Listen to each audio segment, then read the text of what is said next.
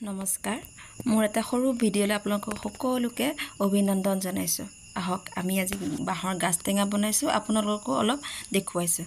এয়া বাঁহৰ গাজটো ধুনীয়াকৈ চাফা কৰি আমি সৰু সৰুকৈ 4 টুকুৰ কৰি ল'লোঁ। কৰি লৈ এয়া দেখিছেনে, ধুনীয়াকৈ পিহনাখনত অলপ ৰুকি লৈছোঁ, মিহি মিহিকৈ ৰুকি লোৱাৰ পিছত এয়া গোটেইখিনি ৰুকিয়াৰ পিছত ইমানখিনি হোৱাৰ পিছত আমি কি কৰিম, অলপ হাতেৰে মোহাৰি ধুনীয়াকৈ কোমল কৰি ৰাখিম। কোমল কৰাৰ পিছত আমি যিহেতু চিচাৰ বৈয়ামত আমি ভৰাই ৰাখিম, চিচাৰ বৈয়ামটো ধুনীয়াকৈ ধুই মেলি শুকুৱাই ৰাখিছোঁ। অলপ মোহাৰি লোৱাৰ পিছত আমি ভৰাই ৰাখিম। লগৰ এজনী আহিছিলে, তাইক ক'লোঁ অলপ তয়ো পিহনাখনত ৰুকি দে। তাই বোলে হ'ব, কথামতেই কাম। তাইও ধুনীয়াকৈ পিহনাখনত ৰুকি এয়া বৈয়ামত ভৰাবলৈ ষ্টাৰ্ট কৰি দিলে। তাই বোলে তই ৰুকিব কৈছ, মইনো ৰুকিম নে? তেনেকুৱাতো হ'বই নোৱাৰে। হ'ব, কথামতেই কাম। তাইও আগবাঢ়িল, ভৰাই মেলি ধুনীয়াকৈ।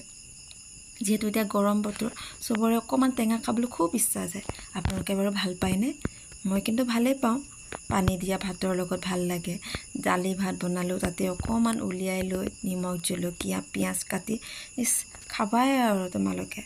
এয়া দেখিছেনে, ভৰাই মেলি ধুনীয়াকৈ ৰেডি। এয়া আমি 3 দিনমানৰ কাৰণে ৰাখি দিম, তাৰপিছত আমি খাব পাৰিম।